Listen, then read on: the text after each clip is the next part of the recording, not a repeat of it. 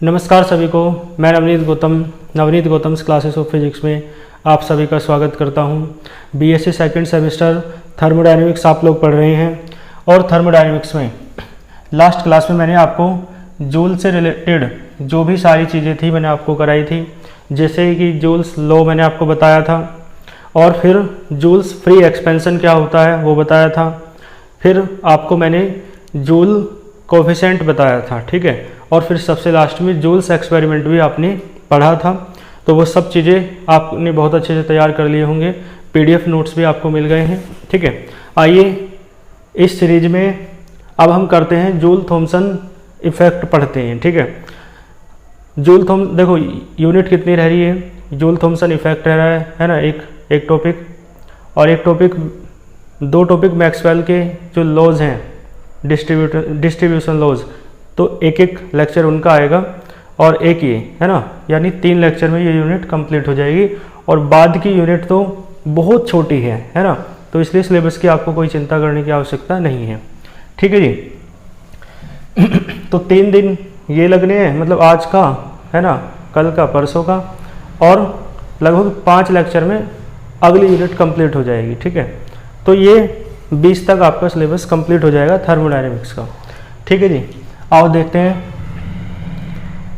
अब हम बात करते हैं हाँ जूल थॉमसन इफेक्ट है ना। तो जूल थॉमसन इफेक्ट कह सकते हो,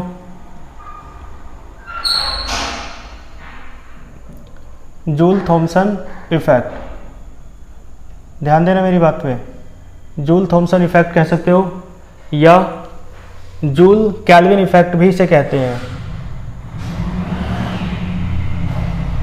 ठीक है जी। जूल थॉमसन इफेक्ट भी इसका एक नाम है और इसका एक नाम जूल कैल्विन इफेक्ट भी है, ठीक है। और देखो ध्यान दो, इसे आप जूल थॉमसन कूलिंग भी कह सकते हैं, ठीक है। जूल थॉमसन एक्सपेंशन भी कह सकते हैं, ठीक है। जूल थॉमसन एक्सपेंशन, तो इनमें से किसी भी नाम से आपसे पूछा जाए है ना, या फिर जूल थॉमसन कूलिंग भी कह सकते हो, तो इनमें से किसी भी नाम से पूछ सकता है।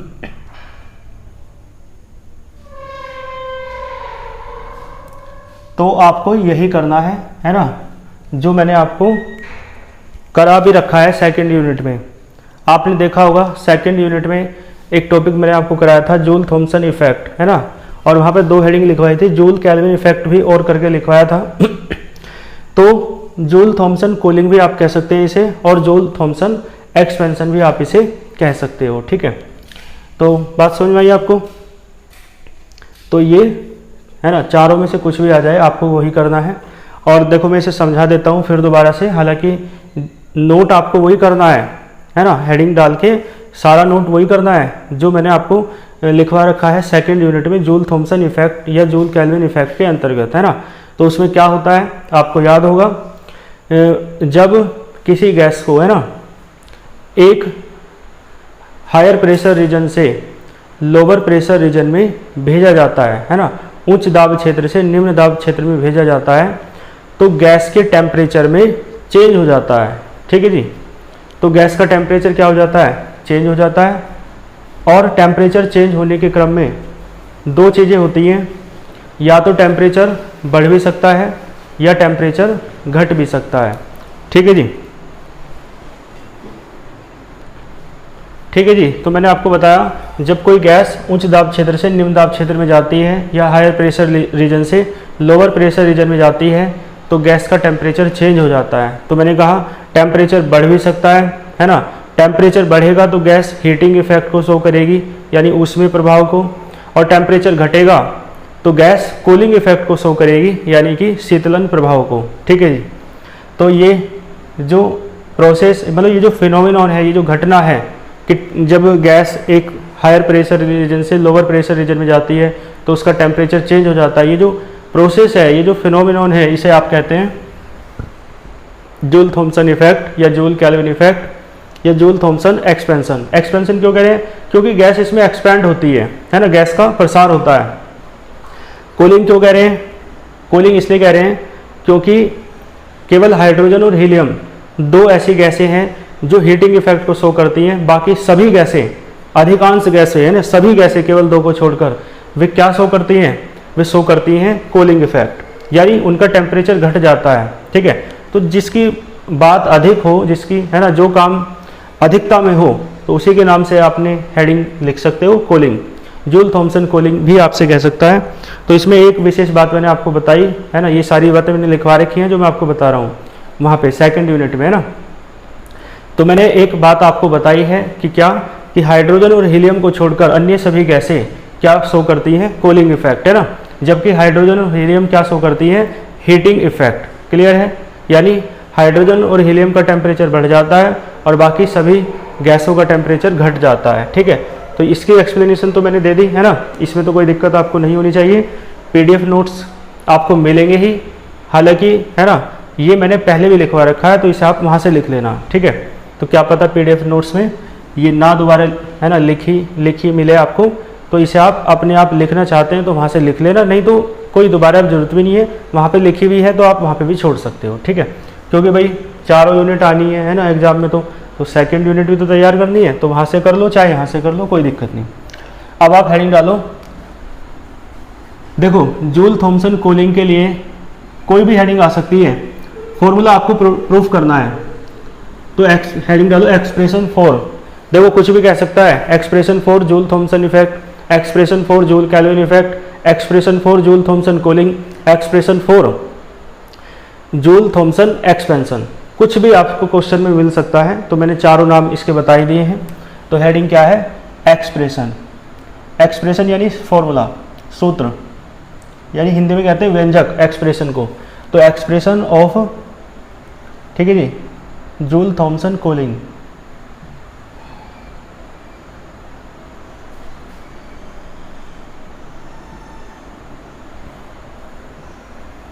Expression for Joule Thomson cooling, Joule Thomson cooling के लिए एक्सप्रेशन यानी फॉर्मूला। देखो यहाँ पे क्या होता है, देखो एक सिलेंडर है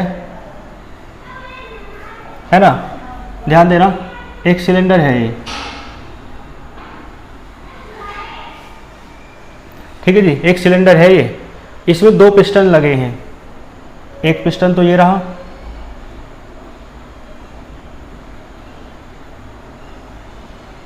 ठीक है जी, एक पिस्टन तो ये लगा है, मान लो ये है पहला पिस्टन, ठीक है जी, पिस्टन 1, और एक पिस्टन ये लगा,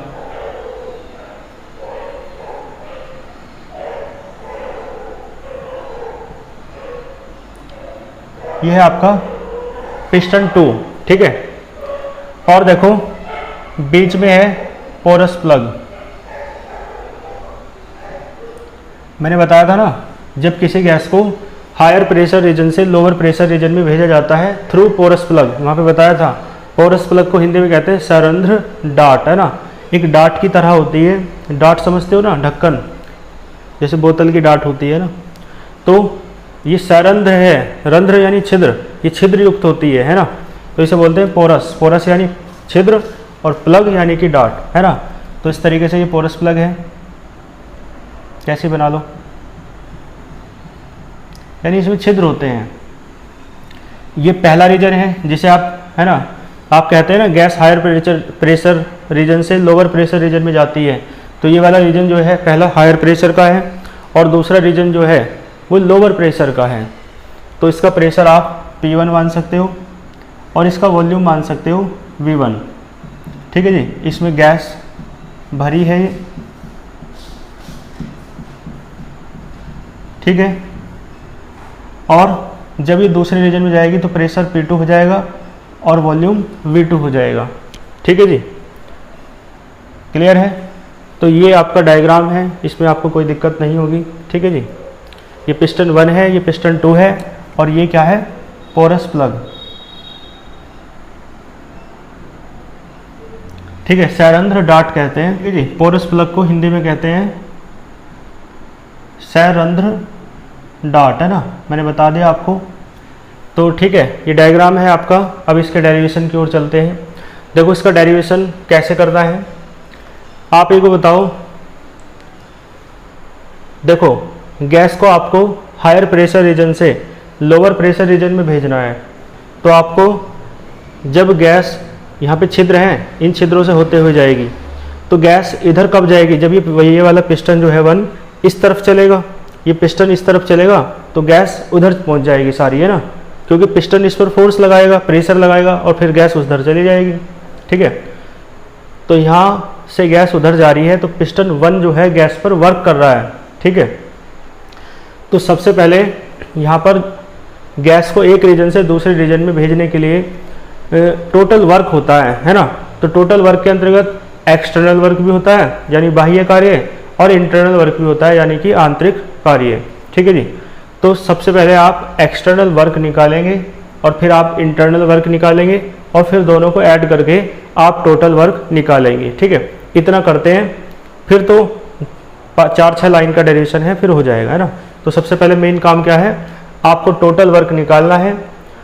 टोटल वर्क निकालने के लिए आपको एक्सटर्नल वर्क और इंटरनल वर्क अलग अलग निकालने हैं, फिर दोनों को ऐड कर देंगे। तो सबसे पहले आप एक्सटर्नल वर्क निकाल लो, और एक्सटर्नल वर्क में भी पहले आप एक्सटर्नल वर्क निकालो जो पिस्टन 1 के केस में है, और फिर आप एक्सटर्नल वर्क निकालो जो पिस्टन 2 के केस में है। तो मैं लिख देता हूँ, है ना, जो इसकी लैंग्वेज है, बेसिक बातें हैं वो सब, है ना, लिख दी जाएंगी पीडीएफ में। तो क्या है बेसिक बातें, यही है कि let us consider a porous plug, है ना, वो let us consider a cylinder, है ना, एक सिलेंडर है, insulated cylinder, having 2 pistons, 2 piston रखता है, एंड पोरस प्लग, और पोरस प्लग रखता है। ठीक है, फिर ये बता दो let P1 and P2 be the pressures of the gas, है ना, in first region and second region respectively. पहले रीजन में प्रेशर P1 है, दूसरे में P2 है, लिख दो। एंड वो V1 and V2 be the volume of the gas in first region and second region respectively. ठीक है, जो जो दिख रहा है सब लिख देना है। और मान लो 1 मोल गैस भरी है, ऐसा भी, है ना, कह सकते हो 1 मोल गैस इज फिल्ड, है ना, इन द सिलेंडर, इस तरीके से, है ना। ठीक है जी, तो ये सब बेसिक बातें तो लिख दी जाएंगी, और बाकी मैंने बोल के आपको बता ही दी है। अब देखो मेन डेरिवेशन की ओर चलते हैं। मैंने कहा पहले वर्क डन निकाल देते हैं एक्सटर्नल। एक्सटर्नल में भी पहले पिस्टन 1 के केस में और फिर पिस्टन 2 के केस में। तो ध्यान देना, वर्क डन, देखो पिस्टन इधर से प्रेशर लगाएगा तो वर्क कौन कर रहा है, पिस्टन कर रहा है, और किस पर वर्क कर रहा है, गैस पर, है ना। तो इसलिए क्या आएगा, work done by piston 1 on gas. ठीक है जी, वर्क डन पिस्टन 1 कर रहा है गैस पर, तो इसे W1 मान लूँ मैं। ठीक है जी, और आप एक फॉर्मूला जानते हो, W बराबर होता है इंटीग्रल P इंटू डी, पढ़ा है ना। लेकिन पहले रीजन की बात कर रहे हो जिसमें प्रेशर P1 है, तो P की जगह P1 आएगा। dV क्या है, वॉल्यूम में चेंज। ठीक है, वॉल्यूम में चेंज, मान लो dV हो रहा है। और देखो वॉल्यूम में चेंज जो है भाई, ये पिस्टन यहाँ से चल के यहाँ तक आएगा, पोरस प्लग तक, तो सारी गैस उधर चली जाएगी। ठीक है ना, ये पिस्टन ऐसे आएगा ना, तो सारी गैस उस तरफ चली जाएगी। इसका मतलब है अब तो इसका वॉल्यूम V1 है, जब भी पिस्टन यहाँ आके मिल जाएगा तो वॉल्यूम कितना हो जाएगा, 0। इसका मतलब है वॉल्यूम V1 से 0 हो जाएगा, तो लिमिट आएगी dV, है ना। तो dV का मतलब लिमिट आपको V की लेनी है, वॉल्यूम की। तो ये हो जाएगा V1 से 0, है ना। क्या हो जाएगा V1 से 0, लिमिट, है ना। देखो W1 बराबर P1 तो बाहर आया, और dV का करोगे तो V आ जाएगा, इंटीग्रल, है ना, लिमिट रख लो। क्या आएगा, W1 बराबर P, लिमिट रखो 0 minus V1, P1 0 minus V1। तो देखो क्या आया, W1 बराबर है माइनस का P1 V1। कोई दिक्कत तो नहीं है। इसी प्रकार पिस्टन 2 के केस में वर्क निकाल लो, एंड वर्क डन। ठीक है, देखो ध्यान दो, अब यहाँ पे जब गैस आएगी तो पिस्टन को आगे धकेल देगी। इसका मतलब है पिस्टन 2 वर्क नहीं कर रहा, बल्कि पिस्टन 2 पर गैस वर्क कर रही है। ठीक है, क्योंकि पिस्टन को धकेलेगी वो, क्योंकि उधर आएगी ना। तो वर्क डन बाय पिस्टन नहीं है, बाय पिस्टन 1 था ना, अभी आएगा ओन पिस्टन 1, वो ओन पिस्टन 2, दूसरे पिस्टन पर वर्क हो रहा है। और किसके द्वारा, गैस के द्वारा। यहाँ पर गैस पर वर्क था, यहाँ गैस के द्वारा वर्क है। अंतर समझ में आया? तो W2 कह दो, और इंटीग्रल आप जानते हो P इंटू डी वी, लेकिन P की जगह P2 है। दूसरे रीजन का प्रेशर है, रीजन यानी क्षेत्र, दूसरे रीजन का क्षेत्र का प्रेशर है P2। और लिमिट बताओ कहाँ से कहाँ तक आएगी, है ना भाई?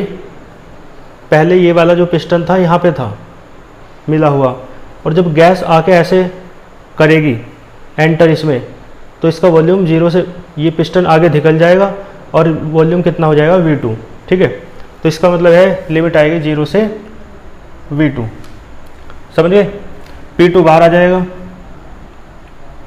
और ये dV का V हो जाएगा इंटीग्रल, लिमिट है 0 से V2, ठीक है जी। तो W2 बराबर P2 हो जाएगा V2 माइनस 0, ठीक है, V2 माइनस 0। तो W2 बराबर कितना बचा? P2 V2, ठीक है। ये आपने एक्सटर्नल वर्क डन निकाल दिया है ना, पिस्टन 1 के केस में भी और पिस्टन 2 के केस में भी। तो एक्सटर्नल वर्क डन टोटल देख लो कितना है, देन W एक्सटर्नल EXT कह दो। तो आप W1 और W2 को ऐड ही तो करेंगे, तो W एक्सटर्नल आएगा आपका, देखो W1 की वैल्यू जो है माइनस की है ना, और W2 की जो वैल्यू है वो प्लस की है, तो प्लस वाली को पहले लिख लो। तो P2 V2, और W1 की वैल्यू माइनस की है तो उसे बाद में लिख दो, माइनस P1 V1। कोई दिक्कत तो नहीं है, ये W एक्सटर्नल निकल गया, ठीक है जी। इक्वेशन तो देख लो जो भी मानो, है ना, चलो 1 मान लो, समझ में आया? तो W एक्सटर्नल आपने निकाल दिया है, इसमें कोई दिक्कत आपको नहीं होगी। अब आपको निकालना है W इंटरनल, ठीक है। तो W इंटरनल कैसे निकलेगा, इसके लिए थोड़ी सी बात सुनो आप। देखो W इंटरनल ऐसे निकलेगा, आप एक बात बताओ, ये जो आप कर रहे हैं ना एक्सप्रेशन फॉर या ऑफ जूल थॉमसन कूलिंग, और आगे लिख लेना for real gas, real gas के लिए, या ब्रैकेट में वंडर वॉल गैस भी लिख सकते हो। रियल गैस और वंडर वॉल गैस एक ही होती है, ठीक है। तो यहाँ पर आप एक्सप्रेशन निकालना चाह रहे हैं जूल थॉमसन कूलिंग के लिए। कूलिंग का मतलब टेम्परेचर डिक्रीज, भाई कूलिंग का मतलब क्या है? टेम्परेचर डिक्रीमेंट हो रहा है, ठीक है। जनरली बात करें तो टेम्परेचर चेंज का एक्सप्रेशन करना चाह रहे हैं, तो यानी आप एक्सप्रेशन फॉर्मूला निकालना चाह रहे हैं डेल्टा टी का। डेल्टा टी कह दो, डी टी कह दो, एक ही बात है। तो आप डेल्टा टी या डी टी निकालना चाह रहे हैं, ठीक है। और रियल गैस के लिए है, वंडर वॉल गैस के लिए है, क्योंकि आप जान गए हैं जूल के एक्सपेरिमेंट से, आइडियल गैस के लिए तो डेल्टा टी 0 था, देखा था कल जूल का एक्सपेरिमेंट, टेम्परेचर में कोई भी चेंज नहीं मिल रहा था। इसका मतलब है आइडियल गैस के लिए था वो रूल, मैंने बताया था कि जूल्स लॉ जो है, जूल्स एक्सपेरिमेंट, वो सभी मतलब दोनों किसके लिए है? आइडियल गैस के लिए है, जूल का एक्सपेरिमेंट भी और जूल्स लॉ भी। तो आइडियल गैस में टेम्परेचर में चेंज हो ही नहीं रहा था, इसी कारण जो कूलिंग थी वो आपको मिल ही नहीं रही थी उस एक्सपेरिमेंट में, है ना, आप डिटेक्ट कर ही नहीं पा रहे थे कूलिंग। तो इसका मतलब है आइडियल गैस में कूलिंग होती ही नहीं है। तो ये जो एक्सपेरिमेंट है आपका, ये रियल गैस के लिए है। और आप एक बात जानते हैं कि रियल गैस के मॉलिक्यूल्स के बीच इंटरमोलिकुलर अट्रैक्शन फोर्स वर्क करता है, ठीक है। तो इंटरमोलिकुलर अट्रैक्शन फोर्स मॉलिक्यूल्स को बांध के रखना चाह रहा है और आप एक्सपेंशन करा रहे हैं, तो इसका मतलब है इंटरमोलिकुलर अट्रैक्शन फोर्स के कारण अट्रैक्शन फोर्स लग रहा है, ठीक है। तो आपको एक्सपेंशन कराने के लिए, यानी मॉलिक्यूल्स को दूर दूर करने के लिए, आपको इंटरमोलिकुलर अट्रैक्शन फोर्स के अगेंस्ट जाके वर्क करना पड़ेगा, उसके विरुद्ध कार्य करना पड़ेगा, ठीक है।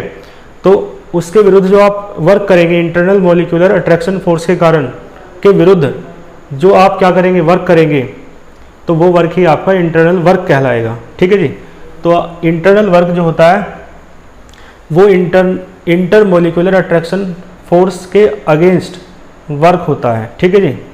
और ध्यान दो, आपको याद है wonder wall gas equation real gas के लिए होती है, उसमें प्रेशर जो होता है वो होता है P + A/V², यानी एक्स्ट्रा प्रेशर जो है वो कितना है भाई? प्रेशर पहले तो P था, PV = RT में, अब जो एक्स्ट्रा प्रेशर है वो है A/V², है या नहीं? तो A/V² एक्स्ट्रा प्रेशर है, और ये प्रेशर क्यों आया है? क्योंकि इंटरमोलिकुलर अट्रैक्शन फोर्स लगता है रियल गैस के मॉलिक्यूल्स के बीच। जब मैंने इसका है ना डिडक्शन कराया था, वैन डर वाल गैस इक्वेशन का डेरिवेशन जब आपको कराया था, तो तब बताया था कि A/V² जो प्रेशर में अधिकता है, एक्सेस है, ये क्यों आई है? तो ये आई थी इंटरमोलिकुलर अट्रैक्शन फोर्स के कारण। यानी इंटरमोलिकुलर अट्रैक्शन फोर्स के कारण, है ना, अंतर आणविक आकर्षण बल के कारण जो प्रेशर में अधिकता हुई है, एक्सेस हुई है, वो कितनी है? A/V²। ठीक है, तो यानी A/V² इंटरमोलिकुलर अट्रैक्शन फोर्स के कारण क्या है? प्रेशर है। यानी ये इंटरनल प्रेशर है। क्या है ये? इंटरनल प्रेशर, यानी PI कह सकते हैं आप इसे, है ना, याद रखना। तो अब सुनो ध्यान से, हमें इंटरनल वर्क निकालना है। इंटरनल वर्क क्यों करना है मैंने आपको एक्सप्लेन कर दिया है। इंटरमोलिकुलर अट्रैक्शन फोर्स मॉलिक्यूल्स को पास रखना चाह रहा है क्योंकि अट्रैक्शन का है, और हम एक्सपेंड करा रहे हैं गैस को, तो हम दूर दूर रखना चाह रहे हैं। ठीक है, तो दूर दूर रखना चाह रहे हैं, मतलब दूर दूर करना चाह रहे हैं मॉलिक्यूल्स को, तो इंटरमोलिकुलर अट्रैक्शन फोर्स के तो अपोज में, उसके अगेंस्ट, उसके विरुद्ध कार्य करना पड़ेगा ना हमें। तो इसलिए उस वर्क को ही आप इंटरनल वर्क कहते हैं, जो इंटरमोलिकुलर अट्रैक्शन फोर्स के अपोज में होता है, अगेंस्ट में होता है। तो W इंटरनल आप निकालो। ठीक है, W आंतरिक कहेंगे हिंदी में, और इसे W बाह्य कहेंगे। तो W इंटरनल आप फॉर्मूला जानते हैं, क्या होता है? प्रेशर, है ना, इनटू वॉल्यूम, मतलब dV, P इंटू dV होता है ना, लेकिन P की जगह PI आएगा, यानी इंटरनल प्रेशर। ठीक है, चाहो तो आप PI ना कह के P ऐसे कह दो, P है ना, इंटरनल, और इंटू dV। क्लियर है? और देखो dV, आप एक बताओ, जो आप गैस को एक्सपेंड करा रहे हो, वो V1 वॉल्यूम से V2 तक ही तो करा रहे हो। तो इसका मतलब है पहले वॉल्यूम V1 था, अब वॉल्यूम V2 है। ठीक है, और जो इंटरनल प्रेशर है गैस का, उसकी वैल्यू होती है A/V²। ठीक है जी, तो W इंटरनल कितना आएगा? यह जाएगा V1 से V2, और इसकी वैल्यू है A/V²। ठीक है जी, और इनटू में क्या है? dV।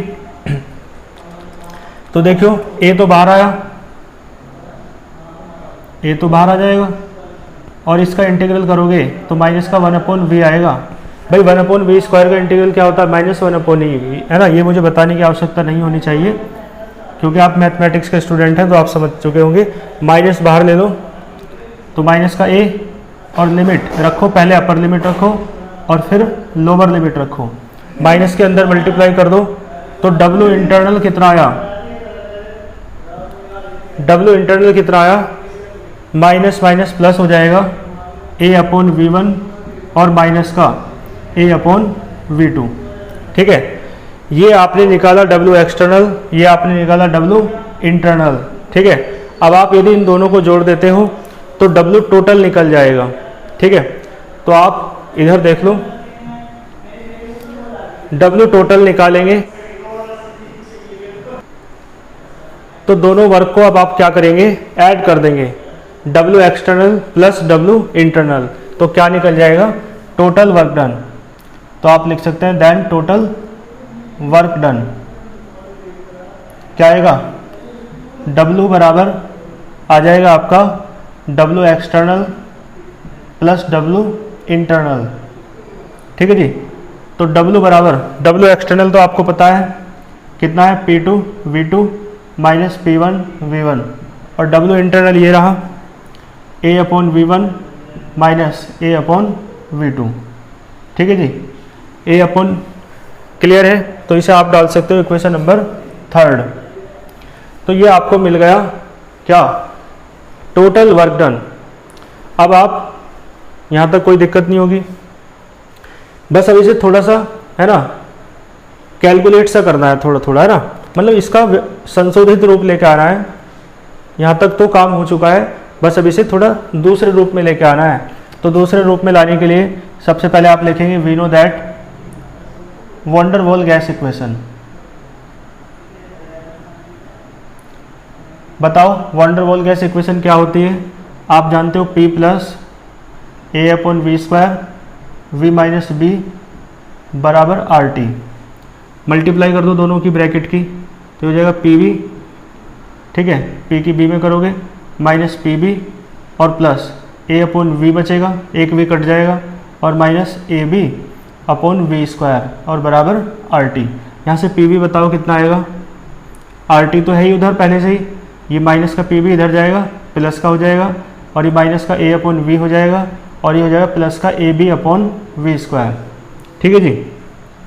और ये बात मैंने आपको बॉयल्स टेम्परेचर करते हुए उसका डेरिवेशन करते हुए बताई थी कि A and B are very small. A और बी कैसे हैं, बहुत स्मॉल हैं, इस कारण से ए बी करेंगे तो और स्मॉल हो जाएगा और ए बी की प्रोडक्ट को बी स्क्वायर से डिवाइड करोगे तो लगभग वो 0 के बराबर हो जाएगा, तो इसे आप छोड़ सकते हो 100।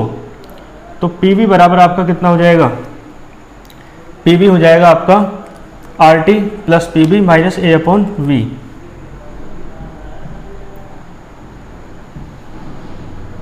ठीक है, इतना हो जाएगा आपका पी वी।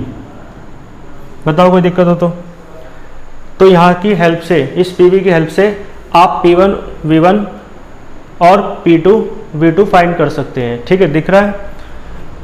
तो एक काम करो, आप यहाँ तक का स्क्रीनशॉट ले लो, फिर मैं इधर से रफ करके चलता हूँ। ठीक है,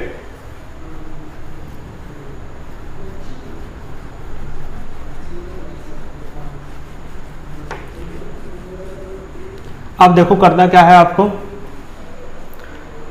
मैंने कहा इसकी हेल्प से आप P1 V1 निकाल लो, तो क्या आएगा, P1 V1 बराबर R, टेम्परेचर सेम लेके चलो, है ना, एक्सपेरिमेंट के दौरान टेम्परेचर कैसा है, सेम है। ठीक है जी, तो सेम ले लो, R तो बदलेगा नहीं, कांस्टेंट है, टेम्परेचर सेम ले लिया। और P का क्या हो जाएगा P1, B तो बदलेगा नहीं, कांस्टेंट होता है वंडरवॉल, A भी नहीं बदलेगा और V का हो जाएगा V1। तो P1 V1 निकाल दिया। इसी प्रकार P2 V2 बताओ क्या आएगा, R T तो बदलेगा नहीं, P की जगह P2 हो जाएगा और B ऐसे रहेगा, A भी ऐसे रहेगा, V की जगह V2 हो जाएगा। इन दोनों की वैल्यू आ गई, है ना, इसकी और इसकी वैल्यू आ गई। अब आप V1 और V2 की वैल्यू और निकाल देंगे या बाद में निकाल दो, चलो पहले वैल्यू रख दो। सेकंड ये थर्ड इम्प्लाइज कर दो,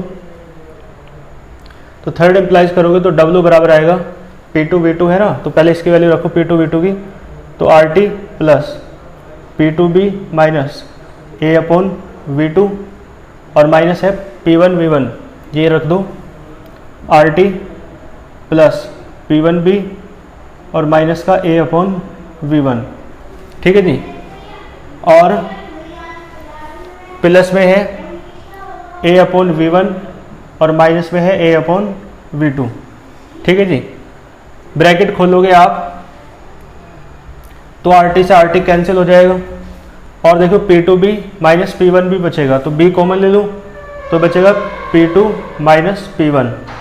ठीक है जी, और ये माइनस का है ना A अपॉन V2 बचा और ये माइनस माइनस प्लस हो जाएगा A अपॉन V1 और ये दोनों ऐसे ही बचे A अपॉन V1 और माइनस का A अपॉन V2। ठीक है जी, देखो W बराबर आएगा B P2 माइनस P1। देखो 2A अपॉन V1 और A अपॉन V1, तो क्या बचा 2A upon V1, A upon V2 minus A upon V2, ये बचेगा माइनस का 2A अपॉन V2। तो 2A तो कॉमन ले लो, दोनों में से क्या बचेगा 1 upon V1 minus 1 upon V2। Clear है आपको? और आप एक फॉर्मूला जानते हो आइडियल गैस इक्वेशन का, 1 मोल गैस शुरुआत में ही मान के चले हैं, तो ideal gas equation for 1 mole, ideal gas equation 1 मोल के लिए क्या होती है, PV बराबर RT। जब PV RT के बराबर है तो आप खुद बताओ, यहाँ से आप V की वैल्यू निकाल के यहाँ पुट कर दो। पहले तो V बराबर बताओ क्या आएगा, V बराबर आएगा this implies that RT upon P, RT upon P। तो V1 कितना आएगा भाई, V1 निकाल लो फिर V2 निकाल लो, यहाँ रख दो, तो V1 आएगा RT upon P1। T change नहीं कर रहे हम, टी सेम रख रहे हैं। V2 बराबर क्या आएगा, RT अपॉन P2। V1 और V2 की वैल्यू यहाँ पे पुट कर दो 100, तो W बराबर आएगा आपका B P2 minus P1 plus 2A। देखो 1 अपॉन V1 है तो 1 अपॉन RT अपॉन P1 करेंगे तो डायरेक्ट लिख दूँ P1 अपॉन RT, समझ गए, अपोन के अपोन वाला ऊपर चला गया, माइनस 1 अपॉन V2 करोगे तो क्या आएगा P2 अपॉन RT, यानी 1 अपॉन RT अपॉन P2, तो अपोन के अपोन वाला ऊपर, यहाँ से RT अपॉन में कॉमन आ रहा है, ठीक है। तो नीचे अभी दिख रहा है, चलो तो RT कॉमन ले लो, तो W बराबर आपका कितना आएगा, W बराबर B P2 माइनस P1 और प्लस एक काम और कर लो, यहाँ पे माइनस कॉमन ले लो, माइनस कॉमन ले लो, क्या बचेगा P1 माइनस P2, और देखो यहाँ से 2A अपॉन RT, ये बचेगा P1 माइनस P2। देखो ये P1 माइनस P2, ये भी P1 माइनस P2, इसी कारण मैंने सेम किए हैं ये। तो अब आप क्या करोगे, है ना, स्क्रीनशॉट ले सकते हो, इसे मैं रफ कर देता हूँ। देखो क्या करेंगे आप लोग, यहाँ से P1 माइनस P2 पूरा कॉमन उठा लो, तो P1 माइनस P2 आपने पूरा का पूरा कॉमन उठा लिया, तो क्या बचा 2A अपॉन RT, दूसरे ब्रैकेट में बचा 2A अपॉन RT और माइनस का B, 2A upon RT minus B बचा, P1 माइनस P2 पूरा का पूरा कॉमन आ गया, ठीक। W बराबर कितना आया, P1 minus P2 into 2A upon RT minus B। मैंने कहा इसे आप क्या डालेंगे, इक्वेशन नंबर 4, ठीक है जी। और अब आप एक बात सुने ध्यान से, आप जानते हैं फर्स्ट लॉ ऑफ थर्मोडायनेमिक्स क्या होता है, dq बराबर होता है फर्स्ट लॉ ऑफ थर्मोडायनेमिक्स। आप जानते हैं dq बराबर क्या होता है, dw प्लस du, ठीक है जी। चूंकि सिलेंडर इंसुलेटेड है इसलिए हीट का कोई भी एक्सचेंज नहीं होगा, तो dq तो 0 होगा, तो dw प्लस du, यानी जो dw आएगा वो माइनस का du के बराबर आएगा, और dw को मतलब वर्क को dw ना मान के w मान लो, तो जो w है यहाँ पर वो माइनस du के बराबर आएगा।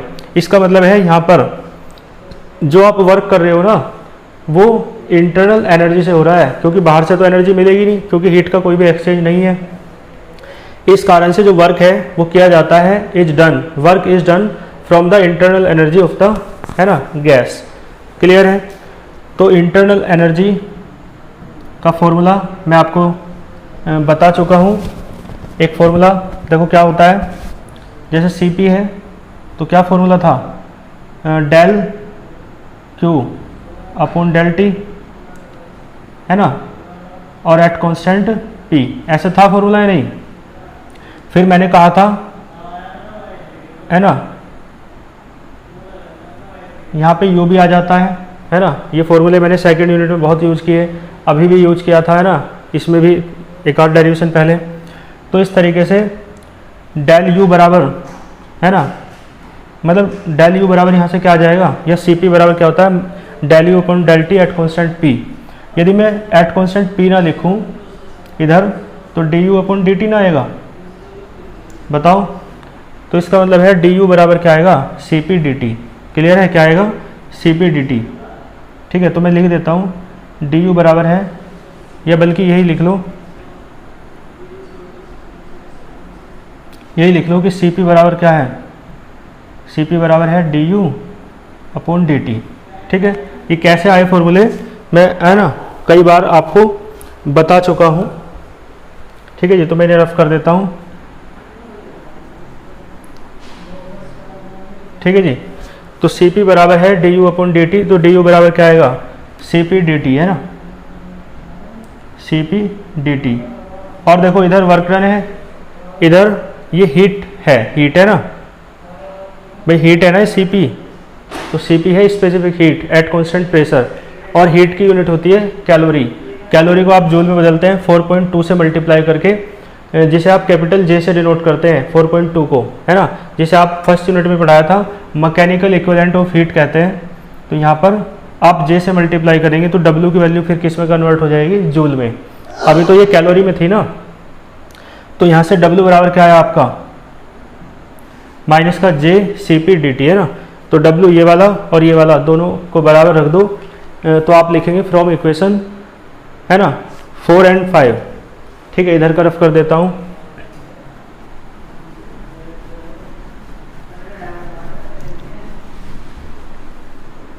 ठीक है, ये समझ में आया कैसे, है ना, ये मैंने करा रखा है सब आपको। और जे से मल्टीप्लाई क्यों की, समझ में आया, जे से मल्टीप्लाई इसलिए की क्योंकि इधर ये जो सी पी था ये कैलोरी में है। ठीक है जी, तो कैलोरी को जूल में बदलेंगे तो आप जे से मल्टीप्लाई करते हैं, बाकी नहीं भी करेंगे तो कोई दिक्कत नहीं है, ऐसे भी छोड़ सकते हो। तो यहाँ से समीकरण 4 और 5 से दोनों को बराबर रख दो, फ्रॉम इक्वेशन 4 और 5।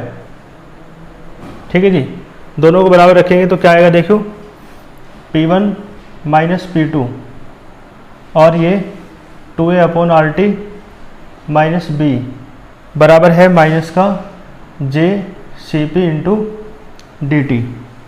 ठीक है जी, क्लियर है। और देखो ध्यान दो, आपको डी टी निकालना है तो जे सी पी इधर पहुंच जाएगा, तो डी टी बराबर आएगा माइनस का 1 अपॉन जे सी पी। ठीक है, ये इधर आया और ये बचेगा P1 माइनस P2 और इंटू में 2A upon R T minus b. ठीक है जी, तो ये आपका dt आ गया। dt समझते हो, dt कह दो या डेल्टा टी कह दो, यानी ये टेम्परेचर चेंज का एक्सप्रेशन आ गया। ठीक है, टेम्परेचर चेंज यानी डेल्टा टी या dt। ठीक है, तो यानी जूल थॉमसन कूलिंग का ये एक्सप्रेशन आ गया। तो इसके नीचे आप लिख सकते हो it is the expression of Joule Thomson cooling, है ना, कर लोगे। तो ये एक्सप्रेशन आया। अब इसके कुछ केसेस देख लेते हैं, और ये जो केस है ये मैं आपको सेकंड यूनिट में पढ़ा चुका हूँ, जब मैंने आपको पढ़ाया था जूल थॉमसन कोएफिशिएंट। पहले आइडियल गैस के लिए पढ़ाया, फिर रियल गैस के लिए पढ़ाया, है ना। और रियल गैस के लिए जब पढ़ते हैं तो फिर उसके बाद मैंने केस कराए थे, केस फर्स्ट, सेकंड और थर्ड। तो बिल्कुल सेम केस है, लेकिन फिर भी मैं दोबारा बता देता हूँ, यहाँ पर भी हैं। तो मैंने आपको बताया था भाई, पहली कंडीशन है जैसे केस फर्स्ट, तो आप मान सकते हो कि यदि 2A अपॉन आर टी कैसा है, ग्रेटर है B से। ठीक है, तो यदि देखियो 2A बड़ा है B से, तो 2A बड़ा है तो 2A अपॉन आर टी कैसा आएगा भाई, 2A upon R T minus b. ये बताओ कैसा आएगा भाई, 2A बड़ा है B से, तो जब 2A बड़ा है B छोटा है तो ये तो पॉजिटिव आएगा, और जब ये पॉजिटिव आ रहा है ना, तो बाहर तो माइनस है, तो dt कैसा आएगा, यहाँ से dt कैसा आएगा, नेगेटिव, क्योंकि बाहर तो माइनस है ना। क्लियर है। और इसे आप ऐसे भी लिख सकते हो, b को अपॉन में ले जाओ, t को उधर ले जाओ, यानी 2A अपॉन आर बी, ये बड़ा है t से। और करके आप इसे ऐसे लिख सकते हो, b को अपॉन में ले आए, t को उधर ले गए।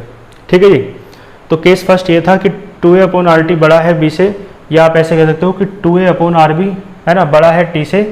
तो 2A अपॉन आर टी जब बड़ा है, b छोटा है, तो पॉजिटिव आएगा, और जब ये घट के पॉजिटिव है तो बाहर माइनस है, तो dt कैसा आएगा, निगेटिव। समझ गए, ये केस फर्स्ट था। केस सेकंड देख लो। केस सेकंड में आप मान के चलो कि 2A अपॉन आर टी जो है वो छोटा है b से। ठीक है, आप ऐसे भी कह सकते हो, b को अपॉन में ले आओ, 2A अपॉन आर बी छोटा है t से। ठीक है जी, तो यहाँ से आप बताओ 2A अपॉन आर टी और माइनस बी, इसकी वैल्यू देखो, 2A अपॉन आर टी, ये 2A अपॉन आर टी छोटा है b से, तो ये छोटे में से बड़ा घटाओगे तो माइनस आएगा। ठीक है, इसकी वैल्यू माइनस आई और एक माइनस पहले से बाहर है, तो माइनस माइनस प्लस, तो dt कैसा आएगा, dt आएगा पॉजिटिव। बात समझ में आ रही है। देखो dt कैसा आया, पॉजिटिव। ठीक है, दोनों केस आपको क्लियर होंगे। अब देखो तीसरा केस देख लो, केस थर्ड। देखो केस थर्ड में आप मान के चलेंगे 2A अपॉन आर टी जो है वो बराबर है b के, और करके आप कह सकते हो कि 2A अपॉन आर बी किसके बराबर है, ये बराबर है टी के। ठीक है जी। तो इस स्थिति में जो 2a/RT है और माइनस बी है ना, ये जीरो आएगा या नहीं भाई, दोनों बराबर है ना। तो इस स्थिति में जब ये जीरो आया तो आप बताओ dt भी कैसा आएगा, जीरो। ठीक है। इसका मतलब यहाँ से एक बात समझ में आई है कि केस फर्स्ट में तो आप है ना इतना लिखने के बाद नीचे लिख देंगे the temperature change is negative, या ऐसे लिख सकते हो the temperature of the gas decreases, घट रहा है। देख लो टेम्परेचर में चेंज कैसा है, नेगेटिव, इसका मतलब टेम्परेचर घट रहा है। और इसका मतलब है गैस कूलिंग इफेक्ट शो करेगी, है ना। आप नीचे लिख सकते हो hence the gas shows cooling effect. इसके नीचे लिख सकते हो द टेम्परेचर है ना ऑफ द गैस इंक्रीजेज, क्योंकि प्लस का आ रहा है, so the gas shows heating effect. ठीक है। और इसके नीचे आप लिख सकते हो the temperature of the gas remains constant. ठीक है, कॉन्स्टेंट है, इसका मतलब है the gas does not show heating और कूलिंग इफेक्ट, ना तो हीटिंग इफेक्ट शो करेगी है ना, और ना ही कूलिंग इफेक्ट शो करेगी। क्लियर है। या आप ऐसे लिख सकते हो द गैस शो है ना shows neither cooling effect nor heating effect, ना तो कूलिंग इफेक्ट शो करेगी ना हीटिंग इफेक्ट, क्योंकि टेम्परेचर में चेंज हो ही नहीं रहा। बात समझ में आई। और इस स्थिति में ये जो टेम्परेचर है, जो T बराबर कितना था 2a/RB, इस टेम्परेचर को आप कहते हैं टेम्परेचर ऑफ इन्वर्जन। ठीक है। तो टेम्परेचर ऑफ इन्वर्जन की डेफिनेशन आपसे पूछता है कि टेम्परेचर ऑफ इन्वर्जन क्या होता है, तो थर्ड केस में जो आपको मिलता है 2a/RB किसके बराबर था, T के। इस T को ही TI कहते हैं, यानी I for inversion, T for temperature. तो टेम्परेचर इन्वर्जन का फॉर्मूला क्या होता है, 2a/RB या 2a/BR, जैसे भी आप याद रखना चाहें। और ये टेम्परेचर कैसा है, देखो ये वो टेम्परेचर है जिस पर गैस ना तो हीटिंग इफेक्ट दिखाती ना कूलिंग इफेक्ट दिखाती है ना। तो आप कह सकते हो the temperature at which the gas does not show cooling effect और heating effect comma is known as temperature of inversion, it is denoted by TI। और नेक्स्ट लाइन में फॉर्मूला लिख के बॉक्स में बंद कर सकते हो। ठीक है। तो केस थर्ड के साथ साथ मैंने आपको टेम्परेचर ऑफ इन्वर्जन भी पढ़ा दिया है। टेम्परेचर ऑफ इन्वर्जन आपसे सेपरेटली भी पूछ सकता है। ठीक है। और बाकी तीनों केसों में तो मैंने बात की ही है आपके सामने, इसमें कोई दिक्कत आपको नहीं होगी। यहाँ तक का एक स्क्रीनशॉट ले लीजिए। ठीक है, इधर से मैं रफ कर देता हूँ। अब देखो आपसे एक चीज़ और पूछता है कि ये जो हाइड्रोजन गैस है ना, मतलब हाइड्रोजन और हीलियम गैस जो है, मैंने बताया था आपको वो हीटिंग इफेक्ट शो करती हैं, और जो बाकी गैसें हैं सभी गैसें इन्हें छोड़कर वो कूलिंग इफेक्ट शो करती हैं। तो इसका कारण पूछता है, तो कारण पता है क्या है, कारण यही है टेम्परेचर ऑफ इन्वर्जन। तो आप पता है एक बात सुनो, यहाँ पर कारण सुन लो। इफ एक कॉन्सेप्ट समझो। देखो यदि गैस का टेम्परेचर ठीक है बड़ा है टेम्परेचर ऑफ इन्वर्जन से, ध्यान देना, तो गैस हमेशा शो करेंगी, ध्यान दो यहाँ पे T पता है क्या है, T है आपका टेम्परेचर ऑफ द गैस, और TI क्या है, टेम्परेचर ऑफ इन्वर्जन। तो आप इसके पहले एक लाइन लिख लो, if the temperature of the gas is greater than temperature of inversion. ठीक है, दैट इज करके लिख देना T is greater than TI। यदि T बड़ा रहेगा ना तो गैस शो करती है हीटिंग इफेक्ट, है ना। क्लियर है, ये कॉन्सेप्ट याद रखना। और ध्यान दो, फिर नेक्स्ट लाइन से लिखना, यहाँ तो ऐसे लिखें, यहाँ तक लिखने के बाद आप लिखेंगे the gas shows the heating effect. इसके बाद फिर लिखेंगे if temperature of the gas is less than temperature of inversion, that is T is less than TI। ठीक है, तो लिखना then gas shows cooling effect. ठीक है, याद रखेंगे ये कॉन्सेप्ट। गैस क्या शो करती है, कूलिंग इफेक्ट को शो करती है ना। क्लियर है, तो ये कॉन्सेप्ट आपको याद रखना है। और फिर देखो हाइड्रोजन और हीलियम क्यों शो करती है कूलिंग इफेक्ट, वो हीटिंग इफेक्ट क्यों शो करती है हाइड्रोजन और हीलियम, इसका कारण देख लो। देखो बिकॉज टेम्परेचर इन्वर्जन जो है हाइड्रोजन गैस के लिए होता है माइनस का 80 डिग्री सेल्सियस। ठीक है जी, फॉर हाइड्रोजन, और टेम्परेचर ऑफ इन्वर्जन हीलियम के लिए होता है माइनस का 238 डिग्री सेल्सियस। ठीक है, फॉर हीलियम। कोई दिक्कत तो नहीं है। तो देखो इस स्थिति में नॉर्मल टेम्परेचर पर, एट नॉर्मल टेम्परेचर, भाई नॉर्मल टेम्परेचर जो होगा गैस का, चाहे हाइड्रोजन हो चाहे हीलियम हो, वो ज़्यादा ही होगा किससे, टेम्परेचर ऑफ इन्वर्जन से। क्योंकि टेम्परेचर ऑफ इन्वर्जन जो है ना हाइड्रोजन का और हीलियम का बहुत कम है, माइनस में है। तो भैया जब नॉर्मल टेम्परेचर पर हाइड्रोजन होगी या हीलियम होगी तो उसका जो टेम्परेचर है ज़्यादा ही तो होगा किससे, टेम्परेचर ऑफ इन्वर्जन से। क्योंकि टेम्परेचर ऑफ इन्वर्जन हाइड्रोजन और हीलियम की बहुत कम है, तो नॉर्मल टेम्परेचर पर जो इनके टेम्परेचर है हाइड्रोजन या हीलियम के, वो तो ज़्यादा ही होंगे टेम्परेचर किससे, टेम्परेचर ऑफ इन्वर्जन से। ठीक है, इसका मतलब है हमेशा हाइड्रोजन और हीलियम के लिए टी जो है बड़ा होता है टी से, इसलिए हाइड्रोजन और हीलियम कौन सा इफेक्ट शो करती हैं, हीटिंग इफेक्ट, है ना। तो आप लिख देना द टेम्परेचर, है ना, of inversion, the temperature of inversion for hydrogen gas is -80 degree Celsius and for helium -238 degree Celsius. ठीक है, so at normal temperature the temperature of hydrogen और helium is greater than temperature of inversion. ठीक है, जब that is करके लिखना T is greater than T I, और फिर लिखना so hydrogen and helium shows heating effect, क्योंकि ये कंडीशन है तो हीटिंग इफेक्ट शो करेंगे ही।